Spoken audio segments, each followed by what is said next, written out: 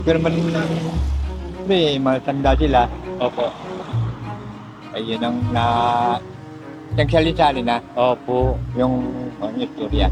Kaya po naglagay sila po dito ng sirena. Parang paalala o simbolo. Opo. Dito po ba mismo sa batong yan? Talaga nakikita? Hindi ko lang. Hindi ko wala lang kung saan. Opo. So narinig niyo po yung kwento na yun doon po sa mga nauna pang... Oo, yung mga sinaunang matanda. Opo. So, siguro, totoo nga siguro talaga yung sirena, no? Kung Siwan ko talaga- lang. Ito yung nakakita eh. Ito ba, sa libro nga, may sirena, ayan o. Sa bagay po, opo. Kaya inalam po namin yung istorya tungkol po dito sa ano na to. Nakakapagtaka lang po bakit sila naglagay ng gano'n na... Parang dekorasyon mo guys. At sabi sa isang dekorasyon Opo. ng isang bayan, Opo. sino yun niya, sa likod pala may istorya pa lang. O totoo, hindi. Yes po, yun nga po ang gusto namin malaman sana kung ano po Oo. talaga istorya. Okay po, salamat po ng marami po. Thank you very much po. So tara, Yung bagay piyesta, yung laki. kami po, Sirena, yung laki.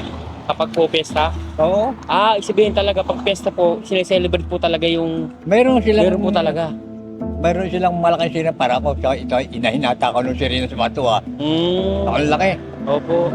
Ako ko lang ngayon. Dati nasa munisipyo, Opo.